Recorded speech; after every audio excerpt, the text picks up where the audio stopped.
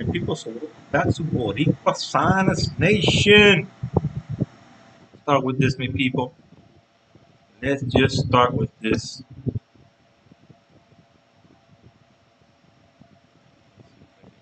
Face here. My ugly face. My ugly face. Screw your freedom. Screw your freedom. Here I am. Here I am again on my own.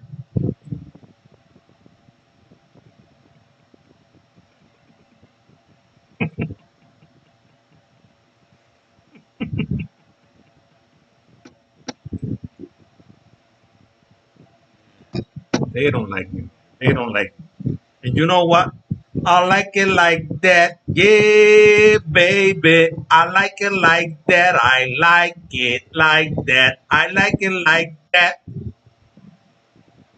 Okay, so let's get this picture over here. We will start with this family. We will start with this. And I have to start a little bit late. Okay, we are late. We are late to the party, but we are here. We are here. We got a really interesting thing to talk about today. I want to talk about forgiveness. I want to talk about.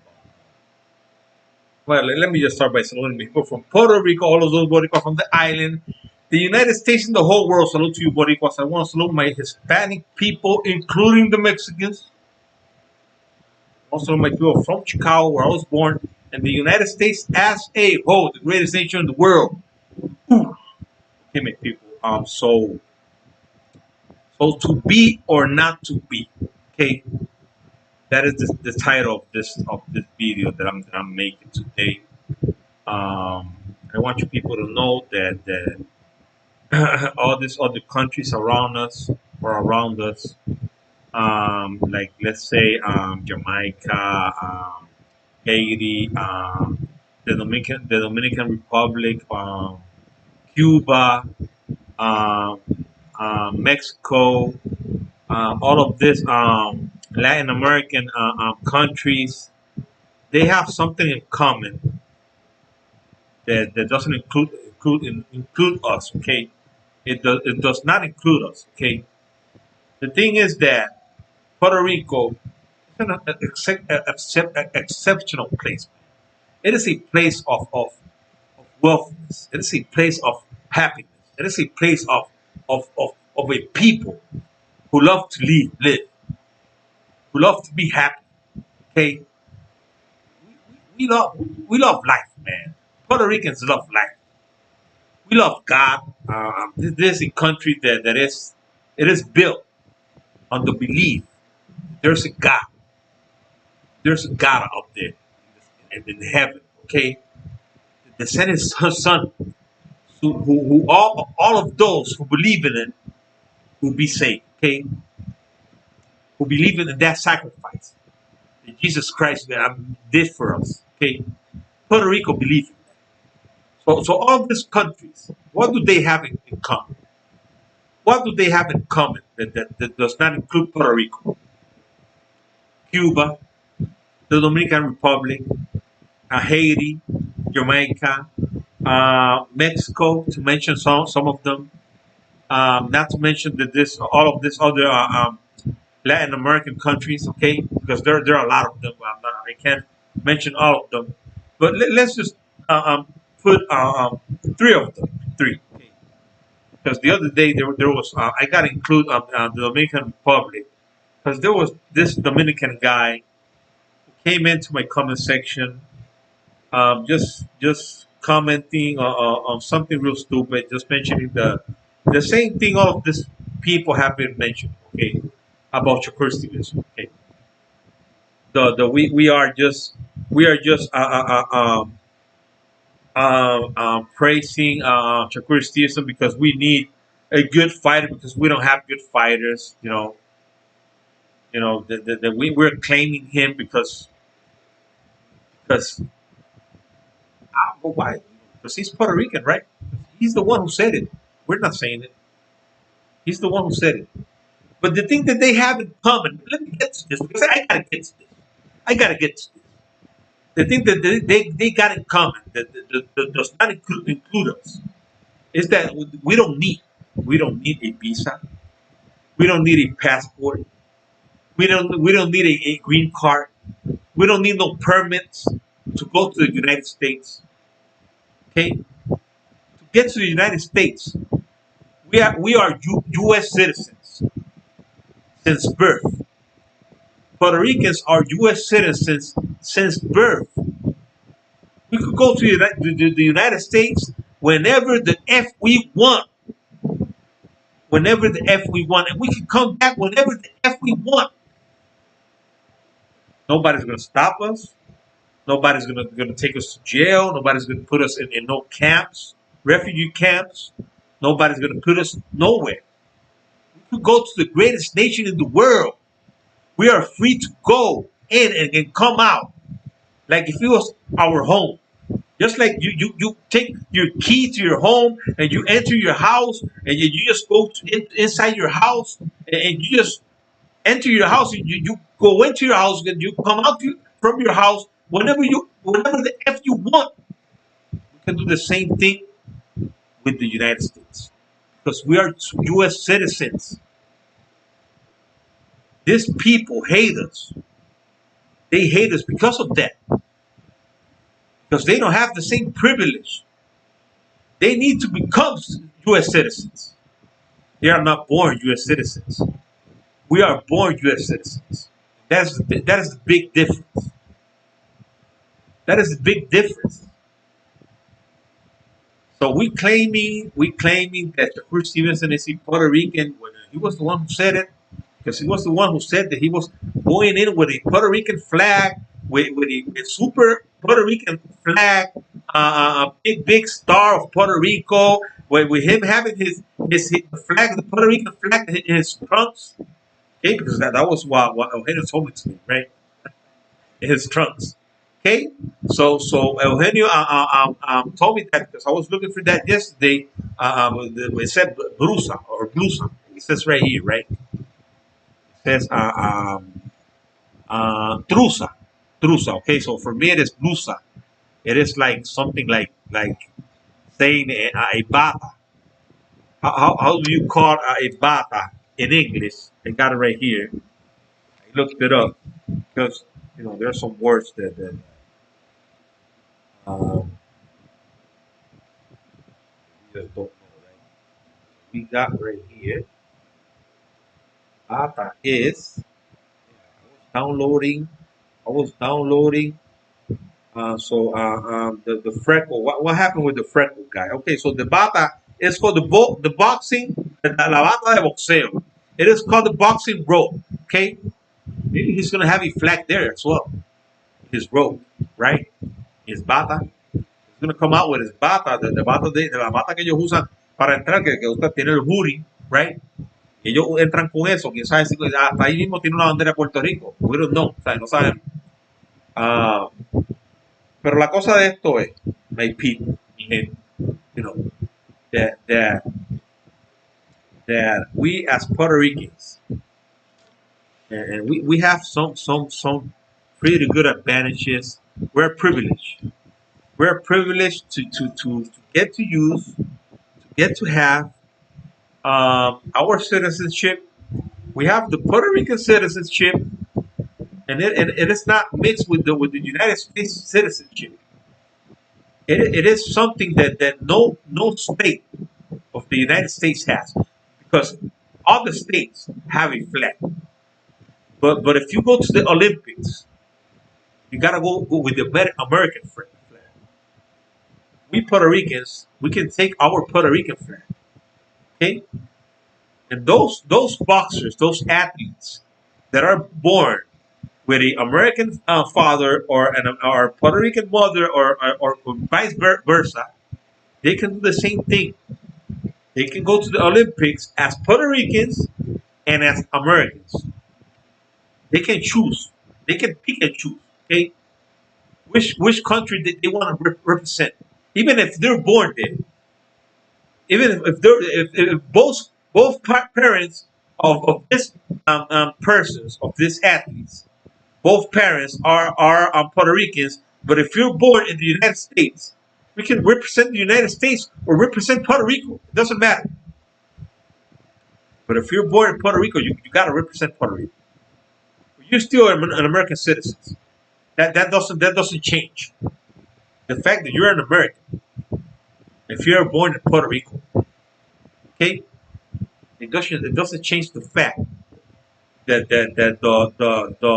your birthright, okay, your birth certificate says American citizen. Okay, I was born in Chicago, so I was born in the Norwegian American Hospital, and I was and my birth certificate is from Chicago. Okay, so it won't say. It just says that I'm born in Chicago. Says that like all the birth certificates, but it says that I was born in Chicago in the hospital that I was born in the Norwegian American Hospital. That was I think that in the movie Fugitive, the Harrison Ford movie, The Fugitive, in the end of the movie when he was running away from Tommy Lee Jones, he was at the Cook County Hospital. That was where my brother was born. One of them, because the other one, I have two brothers. One of them was born in the same hospital where I was born in the Norwegian American Hospital, and the other one was born in the Cook County Hospital in Chicago. Okay, so that is the difference there. But no, but I'm telling you, we have options, and all of these haters, they hate us just because of those privileges that we have. We have those privileges. It is not our fault that your leaders are so dumb that they don't want to negotiate with the United States. They don't want to become part of the United States. Take a look at Cuba. Take a look at Cuba. So many years, these people being a slave of their government, living in a socialist country, communist country, where they have a blockade from the United States. And I think these people don't even have uh, plasma TVs, man. These people don't have cell phones. These people don't. I think they may have hidden. You gotta have it hidden. And in Cuba, they live like they're living in the past. The cars in Cuba, they're old cars. Cuba is a country. It is a great country, but at the same time, it is a country that is saddens me because people there just live by under the regime of evil leaders who hate the United States. They don't want to have nothing to do with the United States. It is sad for the people, for their citizens. It is sad for the citizens. Take a look at this. Both flags right here. Puerto Rican flag and the United States flag. We got our soldiers that fought there. The United States Army, okay? This is our shield. The lamb in the middle. This is the lamb. What lamb is this? The lamb, okay? El Cordero. El Cordero. Okay, so the lamb who gave his life for us, it is right here in the Puerto Rican shield. Just take a look at how beautiful that shield is. Just take a look at how beautiful it is, man. Okay, so let's go over here because I want to show you some things. Let's go over here, family. I want to see what is going on with Canelo Alvarez. Firstly, right? Canelo Alvarez is a big guy. Has it all. The guy has it all. The guy, I don't know if the guy he thinks about his people or not. I don't know if the guy cares about his people. I know he cares about him. He cares about him. Canelo Alvarez cares about him. He's a million. Oh, but all these people just they just follow him like nothing. The guy is just a guy who has it all. And well, he represents his people. At least he does that. At least he represents his people. At least. Okay. So it says right here, Saúl Canelo Álvarez se abraza. This is empty. This is a newspaper from Puerto Rico. Se abraza al odio. Al veganismo para enfrentar a Dimitri Bivol. ¿Qué es eso? ¿Qué es eso? El veganismo. Una palabra en español que uno no entiende. Veganismo. El monarca absoluto en las 168 libras. Bueno, él es el monarca absoluto porque estas organizaciones de los títulos le han dejado hacer lo que le da la gana. Ese tipo tiene que pelear, defender sus títulos en las 168 libras. Ese tipo no puede. Y si va a subir, tiene que hacerlo rápido. El tipo va a esperar hasta mayo. No, gracias, no quiero hablar. El tipo va a subir las 175 libras en mayo, ¿ok? A mitad de año más o menos, ¿verdad? Para pelear con un tipo en el peso, en el light heavyweight, ¿verdad? Cuando él tiene título de las 168 libras y puede defender esos títulos en las 168 libras. ¿Ok? Si él tiene títulos de las 168 libras y hay gente ahí con los cuales él no ha peleado, él quiere subir las 175 libras a ganar otro título para entonces decidir si suelta los títulos estos o se queda con ellos, porque si pierde, pues se queda con ellos. Si gana, pues me imagino que los va a soltar o tiene que bajar a defenderlo.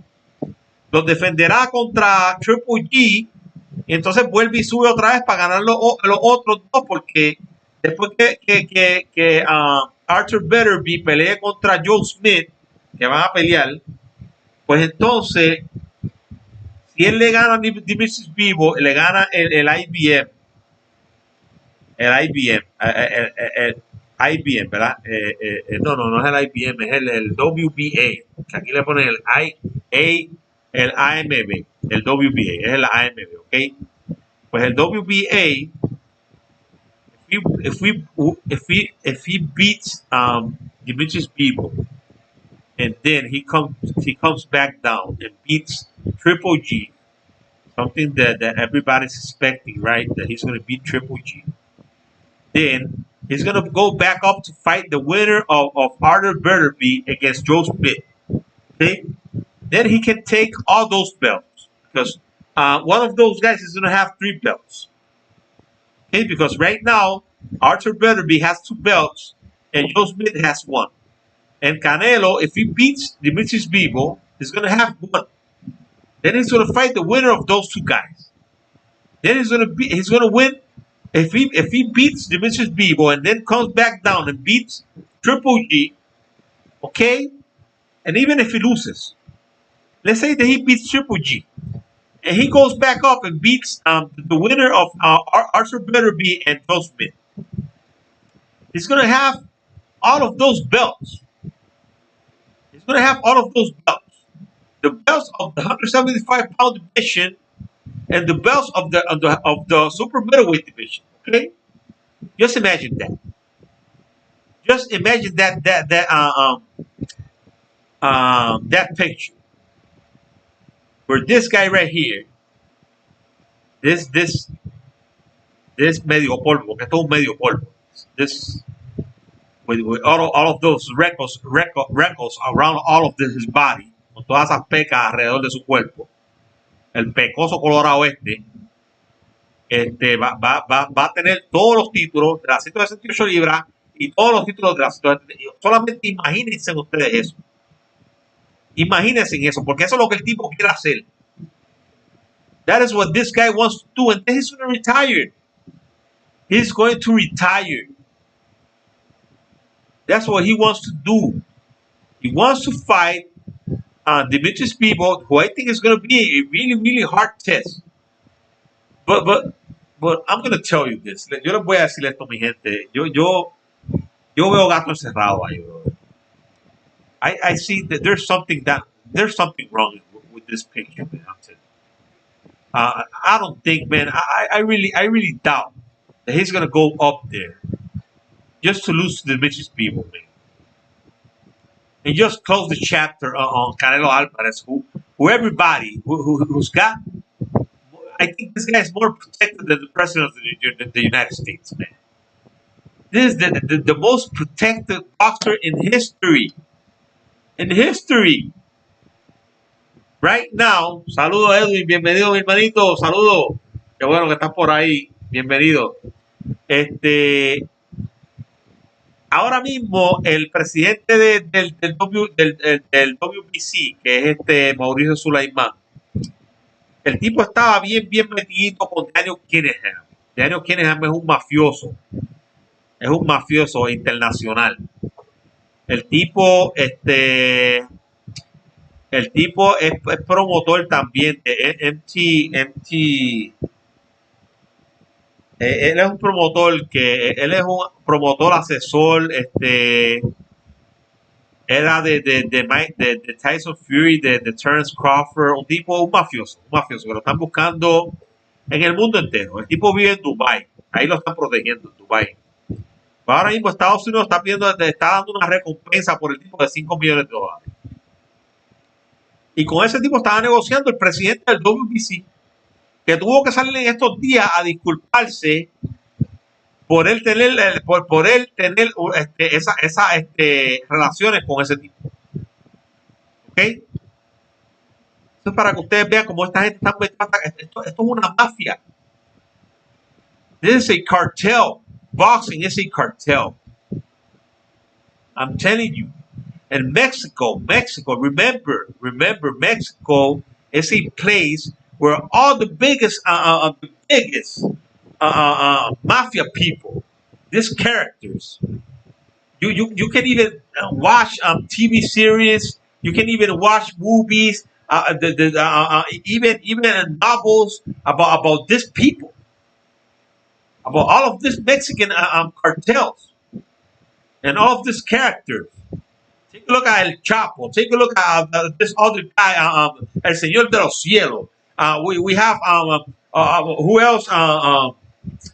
Angel Miguel. I don't know what was his name, but we have many.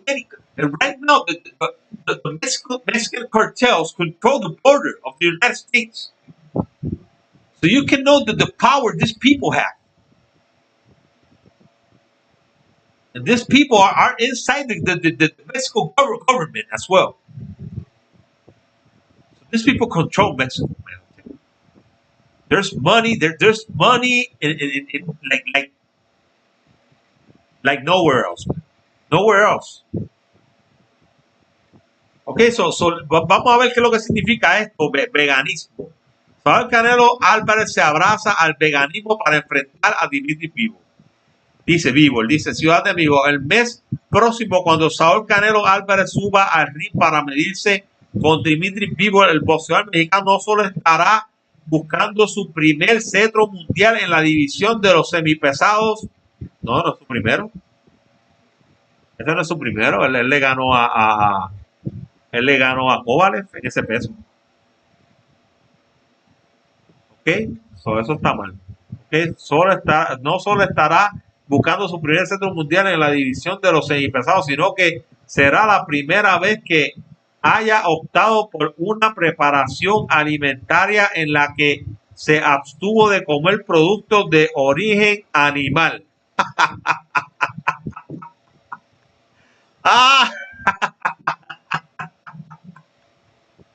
Clenbuterol. Eso es lo que usted está diciendo, eso es lo que está tratando de decir, que no va a comer clenbuterol, pero se lo inyecta. So no te preocupes por eso. Edwin dice, mucha mafia, el boxeo, sobre todo en las peleas que generan mucho, exactamente, como las de Canelo Álvarez. Edwin, como la de Canelo Álvarez. ¿Tú crees que a esta gente le conviene que Canelo Álvarez pierda? Mira, van a hacer lo que sea para que el tipo gane, lo que sea. Este tipo o gana o gana. Por eso yo te digo, podemos estar viendo un escenario donde este tipo va a tener los 4 títulos de las 168 libras y los 4 títulos de las 175 libras. Si le gana a Dimitri Bivol y vas a pelear con Triple G, ahí está defendiendo los títulos de las 168 libras. ¿Ok? Porque va a defender porque el Triple G tiene 2 títulos de las 100. Yo creo que es porque sí, el IBF y el WBA. Porque Charlo tiene el WBC y Andrade, que va a subir también, tiene el WBO. Pero lo tiene todavía. Él va a subir a pelear ahora en la 168 contra Sash Parker. Esta pelita va a estar buena. Pero imagínate que este hombre vaya a pelear, le gana a Dimitri Bivol, baja a pelear a la 168, le gana a Triple G, se queda aguantando sus títulos, ¿ok? Sube a pelear contra el ganador de Arthur Beterbiev y Joe Smith. Le gana, porque el ganador de esos dos va a tener 3 títulos. Él va a tener el WBA, si le gana a Dimitri Bivol, va a estar el IBF, el WBO y el WBC, que lo va a tener el ganador de Beterbiev, de Arthur Beterbiev y Joe Smith. O sea, el tipo va a tener los títulos de las 168 libras y va a tener los títulos de las 175 libras. Hostage. ¿Ok? Dice, con el clenbuterol le basta, es lo único que necesita, ¿sí? Eso es así. Eso es así, mi hermanito. O sea, que aquí está diciendo que él no va a comer. Mira lo que dice aquí. No va a comer, se abstuvo. Mira, se abstuvo de comer productos de origen animal.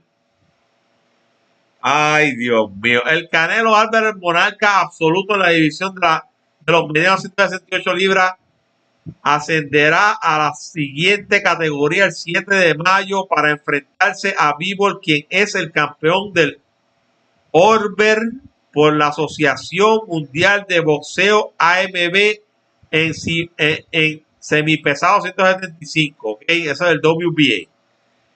¿Ok? So dice, nos sentimos bien entrenando ya a menos de 3 semanas prácticamente listos. ¿Sabes por qué hacen esto? Porque ellos saben que todo el mundo sabe que él se mete, que él se mete clenbuterol. O sea, he doesn't want, he's just trying to make it seem like, I'm not going to eat animals, so nobody can say that I'm going to have clenbuterol on my blood, okay, on my body. Nobody can say that because I'm not going to eat meat, so nobody can say nothing about me eating or getting clenbuterol in my blood. Everybody knows Canelito, Freckles, Canelo, Pecosito, Canelo, Pecosito. Todo el mundo sabe, everybody knows, que el clenbuterol no tan solo se mete por la carne, también te lo puedes inyectar. Así que o hasta en misma pastilla, hasta en pastilla puede venir. Así que no vengas con ese show, no vengas con ese show. Stop trying to just keep I don't know, just trying to make it seem like you're not using no steroids. Just like Mayweather said, if you're gonna mention Canelo, you gotta mention steroids. Okay, so because everybody's Canelo. No, you gotta go. If you say Canelo, you gotta say Canelo. You gotta include steroids. You gotta include it. Tienen que incluir también. Cuando ustedes mencionan a Canelo, tienen que incluir también clenbuterol o esteroides. ¿Ok? Él dice, Bivol tiene talento para ganarle a Canelo, pero con tanta mafia y trampa que hay en el boxeo, no creo lo dejen. Exacto. Mira, yo te digo, Edwin, ¿verdad? Y los que me estén escuchando, ese tipo no le gana a Bivol. En una pelea limpia no le gana. Te lo digo, no le gana. Mira, Bivol tiene el tamaño, tiene la estatura, tiene la rapidez, tiene la defensa, tiene el movimiento, el tipo se mueve brutal. El tipo es, mira, el tipo es completo. El tipo es un boxeador. Lo único que no tiene es una gran pegada, una gran pegada.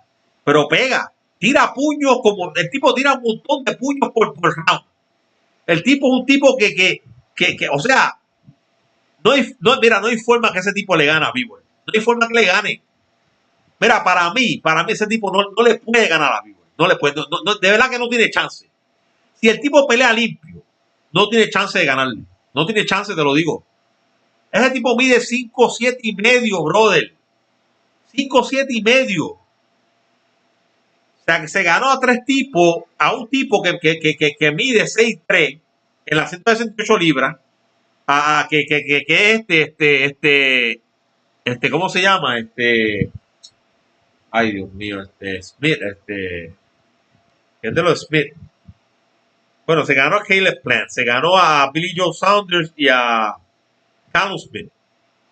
A Callum Smith que mide 6'3", tipo. Ese tipo no estaba ni tirando puño en la pelea, brother. El tipo no estaba tirando puño. Estaba el chiquitito detrás de él ahí tirándole el puño y metiendo el puño a todo lo que da. Y el tipo cogiendo todos los puños. No lo noqueó, pero le dio una chiva porque el tipo no estaba tirando. El tipo no estaba tirando. Entonces, con la peleita que yo entiendo que fue la más creíble fue la de con Billy Joe Saunders. ¿Sabes? Billy Joe Saunders es un tipo que es un poquito más bajito, un tipo que se mueve bien, pero Billy Joe Saunders le metió las manos. Le metió las manos. Ahora, el tipo, como espérate, con el que le muestra ese, pues hay más chance. Porque un Billy Joe Saunders no es yo entiendo que es Bivol. Es 1000 veces mejor que Billy Joe Saunders, brother. Bivol es mejor que Caleb Plant. Es mejor. Y Caleb Plant es bueno, pero también se vio como, esa pelea también como que yo la vi rara también. Si tú ves esa pelea, tú vas a ver lo raro. Eso estuvo bien raro esa pelea, bien raro. Ok, aquí dice, Benavidez says he needs Plant to get Canelo fight. Chacho. Benavidez he's not going to get a Canelo fight because Benavidez is not going to sell himself. Benavidez is not going to, he's not going to sell himself. Eddie Hearn says Canelo Alvarez wants to fight in London in December. Actually, Eddie Hearn es un payaso también. Gennady Golovkin rocks.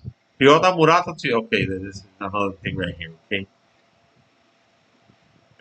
Fernanda Gómez. Sabes que una de las mujeres que tuvo Canelo ha tenido 2 o 3 mujeres. Canelo has had a couple of women. One of the women's Canelo had was the wife of or was a wife of one of the sons of El Chapo. Okay, so Canelo married a woman who was the wife of one of the El Chapo's sons. Okay, so we can know that Canelo is involved. He's involved in all of this. In all of this mafia things as well, cartel things, man. I'm telling you, he's involved in all of that. We know that is not something that anyone can cover just like that. Just like saying, "Oh, Canelo, no, he's not gonna do that." Canelo he's a straight guy, you know. Canelo, he's not. Canelo is not. He's not into that, you know. He's not into that. Man, Canelo will do anything to win, man. This guy will do anything to win. Anything. Just take a look at this.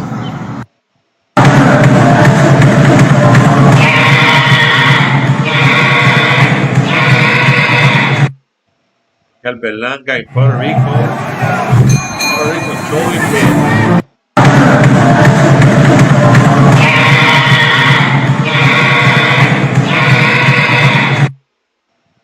Okay, I hope, man. I hope that you can just have a better performance in your next bout, and just look much better. So all of these critics that you have, all of these haters, can eat their words, man.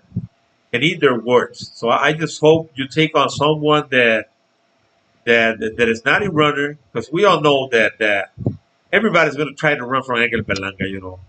This guy who got hit just hit, the guy didn't got hit a lot by Edgar Berlanga. Still, we all saw what Edgar Berlanga did to that guy, to Steve Rose. He even hurt the guy in one. Because man, I support Errol Spence 100%. Man, I like Errol Spence. Errol Spence is a great boxer. He's one of the best of this era. Errol Spence. He showed that in his last fight. Even though I can say that Ugas is not a great champion. Oh, the guy is not such a great champion. You know, the guy had 4 losses. Okay, the guy beat a 42-year-old Manny Pacquiao. Because if you want to talk about we can talk about Manny Pacquiao when he fought Ugas. Okay, okay. Manny Pacquiao was old when he fought Ugas. Okay, so the guy beat an old man, and at the same time he had 4 losses. Okay, 4 losses. The thing is that he had never been knocked out, never. And Errol Spence just destroyed the guy. He just destroyed him. He destroyed the guy. This guy just hit him everywhere. If you take a look at this guy's face at the end of the fight, the guy looked really really ugly, man. Just like I think the guy broke and or the order bone is how we call it in his eye. So Edgar Berlanga did the same thing against Marcelo Cáceres. And none of these people who are saying that now about Errol Spence, because Errol Spence got hurt in the fight. The guy hurt Errol Spence. He hurt him bad. He hurt him bad. Errol Spence went back. He went back like if the ropes wasn't there, he would have been knocked out. Would have been knocked. The ropes kept him up. But I'm going to tell you why. The guy he was like confused. I don't know. Something happened to Errol Spence there because when this guy knocked his mouthpiece up out of his mouth, he was like looking for his mouthpiece. I don't know if he was hurt already, but then the guy hit him again with a great right hand, and Errol Spence got hurt. He got hurt. He went back like he was gonna fall. He was gonna fall, and he was hurt.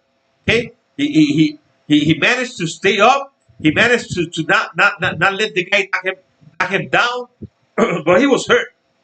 Edgar Berlanga was not hurt against Marcelo Cáceres. Edgar Berlanga no estaba lastimado contra Cáceres. ¿Ok? Edgar Berlanga, Cáceres lo tumbó porque estaba en desbalance.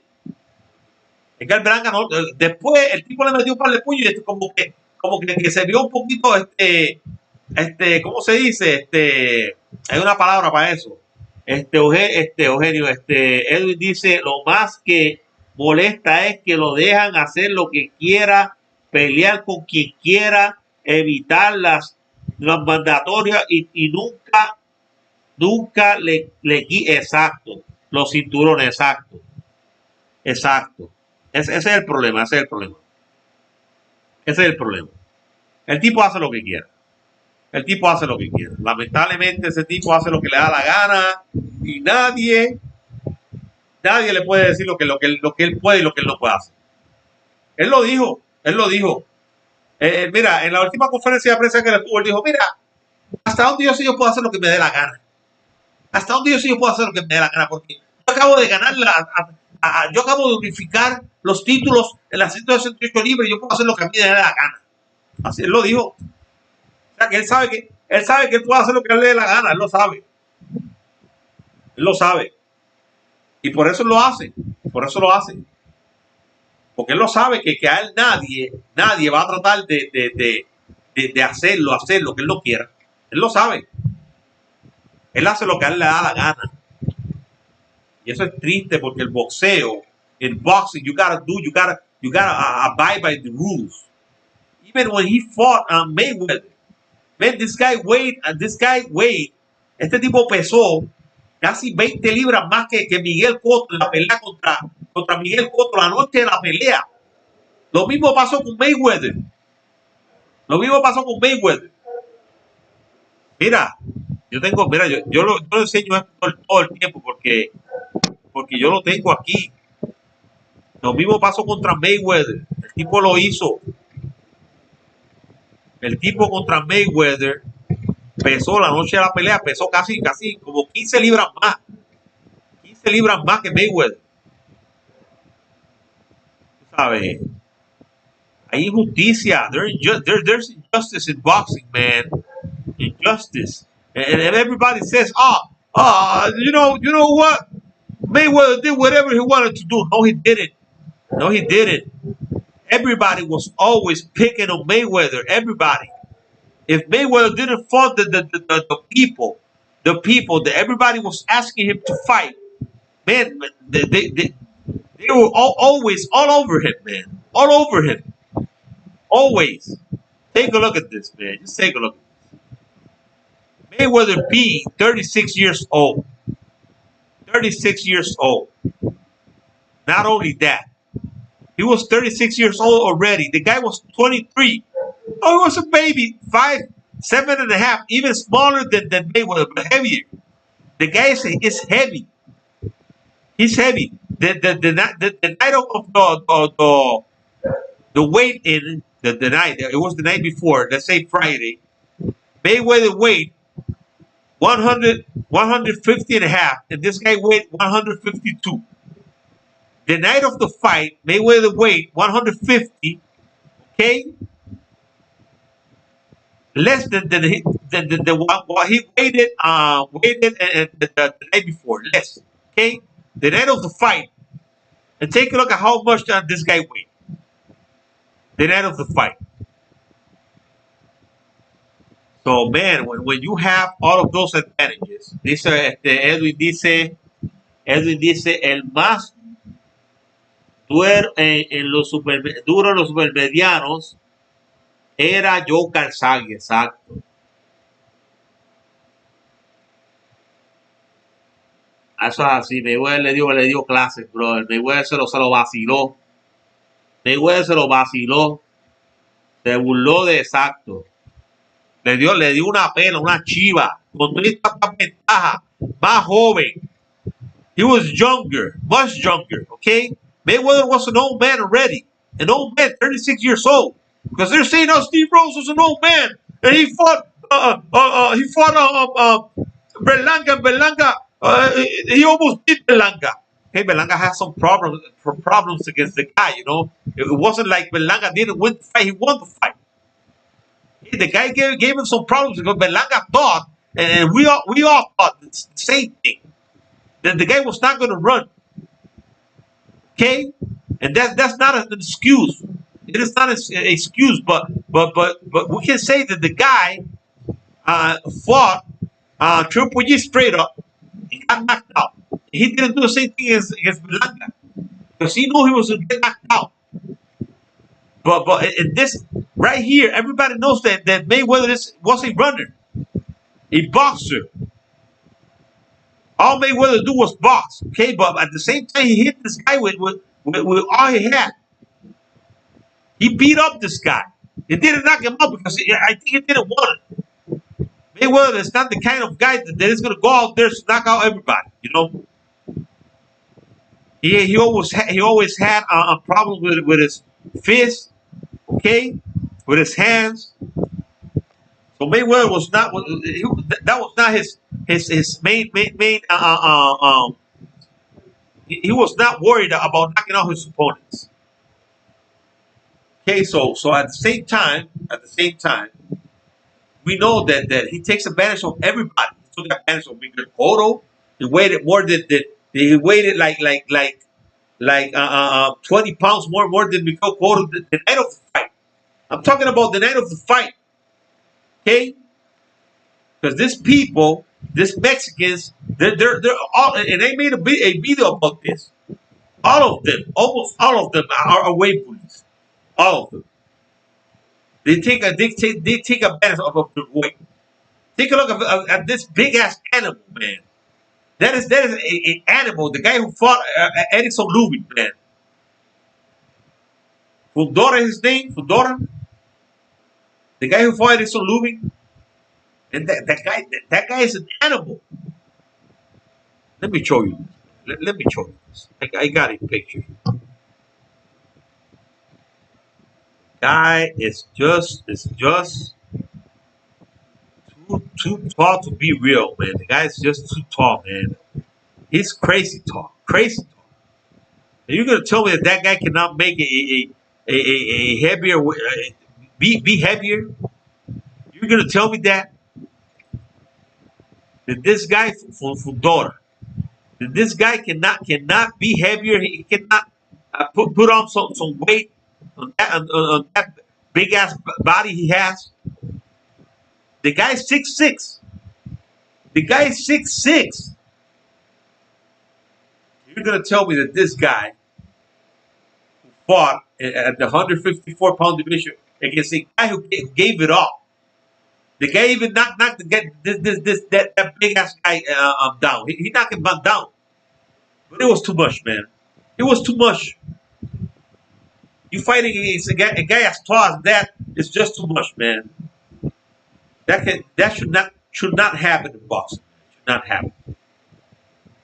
They should not let these things happen, man. Because this guy as tall as this guy, just because but he can make the way, he can fight it any weight class he wants. It should not be like that. It should not be like that. I'm telling you. No, that is just too much. That is too much advantage, man. That is too much advantage. Taking advantage of your opponent like that, it is not fair, man. It is just not fair, man. Okay, it is just not fair. So let's be fair, man. Let's be fair. If you're gonna fight in your weight class. This guy should at least be fighting in the light heavyweight division. At least. At least. So don't tell me that the guy cannot put up some weight on that big ass body he has. You know, that is cheating, man. That is cheating. And so the guy has a license to cheat. Okay? Many people just like Canelo Alvarez, he has a license to cheat. The guy has a license to cheat. He's gonna be cheating. He's gonna be cheating everybody.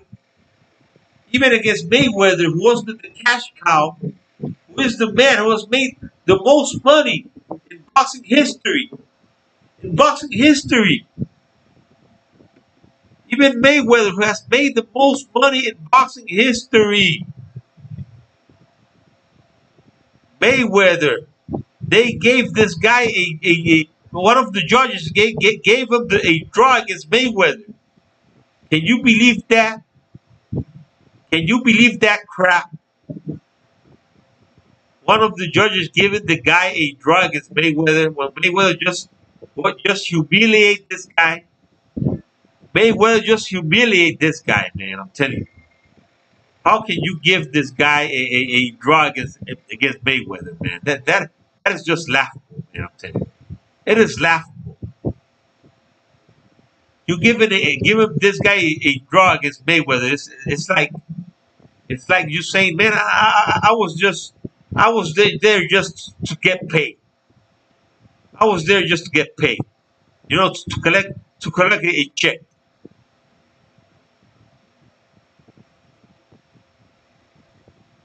So don't come to me with this BS, man. Just don't come to me with this BS about this guy being fair and the people surrounding him being fair. Okay, so all the fighters and just changing the subject to Egel Belanga. All the fighters who fight Egel Belanga now are gonna be trying. They're gonna be trying to run. The runners. Let's say the runners, because there are some fighters out there who won't run. Who will stand and fight against Edgar Belanga because they cannot do otherwise. They just can't. They just can't fight. They just don't have another way of fighting. They gotta fight Edgar Belanga toe to toe because they don't know how to box. You know, they don't know how to run and box. Take a look at this. Edgar Belanga didn't get no credit because they doesn't even mention this. They don't mention this. I know this guy was not a champion when he fought Edgar Belanga. He had only 2 losses. He lost to his champion. He fought for a belt against a guy he almost beat in Billy Joe Saunders. Okay, and then he fought a guy over there in his country. He beat him. Then he lost to the guy, or he lost to the guy. And then he beat him. I don't remember. And take a look at what Edgar Belanga did to this guy. Edgar Belanga put more pressure on this guy. But I'm going to tell you something. Maybe Edgar Belanga, he was just hesitating on on on trying to get the putting pressure on or try to put pressure on Steve Rose because maybe that was what Steve Rose was trying to do to set a trap on Edgar Blanca, and Edgar Blanca didn't let that happen. You know, he didn't let that happen because the guy was just trying to do the same thing that Marcelo Cosas did to Edgar. Maybe Edgar Blanca would have hit this guy more, but he didn't want to get careless against this guy. Okay, so Edgar Blanca took the victory. You know, he took even if the victory wasn't a ugly victory, he got the victory. That's the most important thing. So dice ok, pensaba que había puesto un comentario aquí. Edwin. Pero nada, tú sabes, lo más importante es conseguir la victoria. Lo más seguro es que el Berlanga no le metió la presión que le tuvo que meter a Steve Rose porque no se quiso arriesgar, ¿verdad? Porque muchas veces tú veías que el Berlanga como que se aguantaba para tirar a la derecha, lo tenía como para darle con la derecha y se aguantaba. O sea, to not get counter, o sea, para que el tipo no le diera un counter punch y lo fuera a lastimar, tú sabes. Pero muchas veces, ¿sabes? Uno tiene en el boxeo hay que arriesgarse y tienes que tratar de buscar la forma de tirar el puño y que el tipo no te dé. ¿Sabes? Porque Edgar Berlanga es el counter puncher también. ¿Sabes? Edgar Berlanga es la clase de boxeador que a él le gusta counter. ¿Sabes? Tratar de que cuando el tipo le tira, él tirarle. ¿Sabes? Tirarle. Pero este tipo le hizo una pelea tan inteligente que estaba tirando puños, pero la misma lo estaba haciendo como que tan rápido. Que estaba tirando el jab, o si lo agarraba, si no lo agarraba, arrancaba a correr. O sea, que el tipo estaba haciendo las cosas como que tampoco se estaba arriesgando. No se estaba arriesgando el tipo tampoco. Más se arriesgó el Marcelo Cóceres que este. Este trató de hacer una pelea tan técnica que más nunca un juez le va a dar una decisión a un tipo así. O sea, porque se veía que el tipo lo que estaba tratando era sobrevivir. O sea, entonces Edgar Berlanga no cayó en su trampa, porque el tipo lo que estaba haciendo era tratando de hacer una trampa a Edgar. O sea, tratando de que Edgar se descuidara, tirando un puño fuerte. Pues como Edgar tira puño fuerte, que es lo que busca tocar, pues Edgar pudo haber hecho una pelea más técnica. He could have been a more technical fight. Throwing more jab, he did throw to the body at the end, but he waited too long for that. He waited too long. Because when he changed his tactic, it was just I think it was too late. It was too late. Too late. Too late. Too late. Too late for that. Too late. Too late. Too late. Too late. Esperó mucho. He was too late. O sea, esperó mucho. Porque él estaba buscando para el cuerpo. He was looking to the body. And then he was hitting the guy in the body beautifully. Beautifully. Edgar Berlanga was hitting the guy in the body beautifully. But he started hitting the guy in the body like in the 6th round.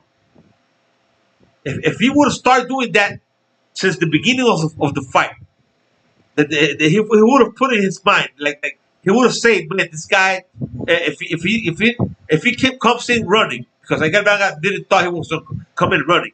But you gotta, man, you gotta think in boxing. You gotta be prepared for everything. You got to be prepared for everything and anything that the other fighter brings. Okay, so Edgar Berlanga was he was just so hesitate, not hesitate. He wanted to get the knockout. He wanted to get the knockout. That is something that is going to affect Miguel Belanca all the time. If he keeps looking for the knockout, he's going to be keep getting he's going to keep having problems because sometimes you got to box. And he started doing it. I think it was in the sixth round, only 4 rounds. If Edgar Belanca would have started hitting the guy in the body like he was hitting him in the last 4 rounds, let's say in the last 4 rounds, he would have knocked out the guy.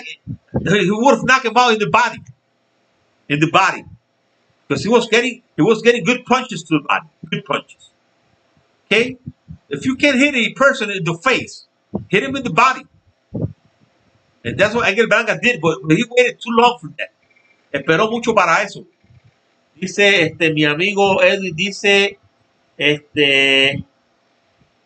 I remember the times of Tito Trinidad, those times, man. De verdad que sí, de verdad que sí. Those were great times for Puerto Rican boxing, right? We're gonna get. I think we're gonna get a pretty good era of boxing. We're gonna get a pretty good time. We got some good boxers, man. We got some good boxers.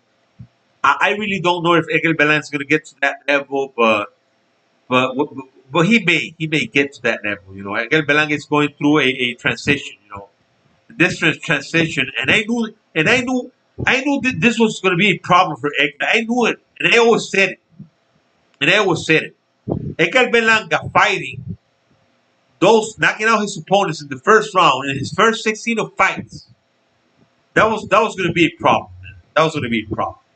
I knew that was going to be a problem because he only fought 22 minutes in 16 fights, and his next fight he fought more time, more minutes than in his first 16 fights. In the fight against Nicholson, 24 minutes. It was an 8-round fight. So Edgar Berlanga, he just gotta have a game plan. And this is not his fault. This is his corner's fault. His corner is the one who's got to say, Edgar, remember, if the guy comes running, you gotta hit the guy somewhere. Forget about his face, because the guy is going to protect his face. Hit him in the body. Just try to get in there, hit him in the body. When the guy holds on to you, just try to because Edgar Berlanga could have put his weight all over the guy. You know, Edgar Berlanga looked much bigger than the guy, much bigger. Edgar Berlanga looked heavy for that fight. Okay, so it is what it is, man. It is what it is. You know, I'm not trying to make excuses for Edgar Berlanga. I'm just telling the truth, like always. You know, I'm trying to help him. I'm not a trainer. I have never been a boxer, but I've been watching boxing for a long, long time. I've been watching boxing, and you just gotta to get experience on something. You gotta and I saw this in his last fight, where Egel Berlanga and he even changed stance for the first time. He didn't do that in his fight against Nicholson. He didn't do that in his fight against Cáceres. He did it. He did it in this fight. That was beautiful. That was beautiful. I like that. You know, I like when he did that. I liked it. And at the same time, I like when he went to the body. He was hitting the guy in the body. If he would have done that earlier, like from the second or third round, he would have knocked out the guy in the body. Because you cannot get hit like that in the body. Just go through all the fight against a puncher like Edgar Berlanga. Because the guy was hurt. I'm telling you, the guy was hurt. The guy was hurt a couple of times in the fight. But Edgar Berlanga couldn't just get to the guy. The guy when he was not running, he was holding. And that is the thing, because many people say, "Oh, Edgar Berlanga should have cut the ring And just he has to learn how to cut the ring. But you can learn how to cut the ring, but if the guy holds on to you, what are you gonna do in that case? The guy's gonna be holding. The guy's gonna be trying to. The guy's an experienced guy. The guy only had 21 fights, but the guy had experience. He fought better opposition. He fought Triple G. That was a great experience for the guy, even though he lost. That was a great experience for him. Okay, and he used that experience to fight Edgar Belan. And he did great, man. He did great. I'm telling you. Nobody wants to give credit to Steve Rose, but Steve Rose did great. He did everything he had to do to at least stay alive, and at least make Edgar Blanco look bad.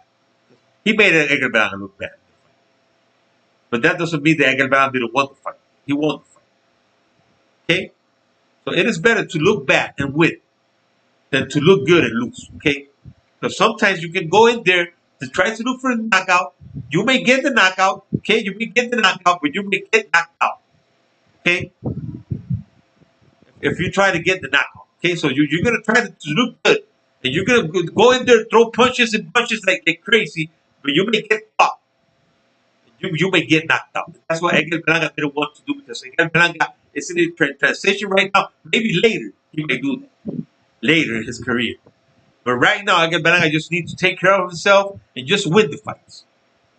Ugly, cute, ugly, nice. Okay, it doesn't matter. Just get the win. Edgar Blanca just needs to get the wins. That's it. Under his belt. Get those wins and forget about everything else. Forget about what anybody says. Okay? We're gonna have Monster for a long time. Okay? That's all I have, my family. Okay? Thanks a lot for being here. For those who were there, thanks to my friend Edwin. Gracias, Edwin, por haber estado aquí. Nada, mi gente, a todos los demás, ¿verdad? Que estuvieron por ahí. X-Star Steve Rose was running. That's right, family. That's right. Welcome in, my friend. Welcome in, man. I'm almost out. I'm gonna end this video right now, but thanks a lot for commenting and for coming in, family. Okay, and you're right. And Steve Rose was running all the fight, and Edgar Berlanga just didn't want to take no bad decisions in the fight. He just took the win. He just took the win, and that's the most important thing. But thanks a lot for being here, family. Okay, thanks a lot to Edwin. Thanks a lot to my friend Hex Star, and thanks to all the others who were here watching. And give me a like, family, if you can, and at the same time subscribe to my channel. Let's keep growing. Let's keep moving this page up, and we're gonna get a lot of interviews. I'm telling you, man, we're gonna be here for a long time. I know many people don't like me, okay, but you're not gonna be liked by everybody, okay? So that's life, okay? That's life, okay? So thanks a lot once again. I love you in the name of Jesus Christ, family. God bless Israel. God bless the United States of America. And God bless you all, my family. I will see you in my next video tomorrow, okay? It is gonna be in Spanish, okay? It is gonna be upload, and then I don't know if tomorrow, but the next day or tomorrow, I'm gonna make one earlier. I'm gonna try. I'm gonna try my best to make one earlier and one at night. Okay, one upload in the morning and one live at night. And it's gonna be both of them are gonna be in Spanish. Okay, so thanks a lot one more time. Okay, gracias, y gracias a mi hermanito Heck, I'm a Star, ¿verdad? Que yo no veo. I can't see well, man. Okay. Hexstar, that's right. Hexstar. Thanks a lot, family, for being there, for commenting, and Edwin as well. Okay. And I will see you later, family. Once again.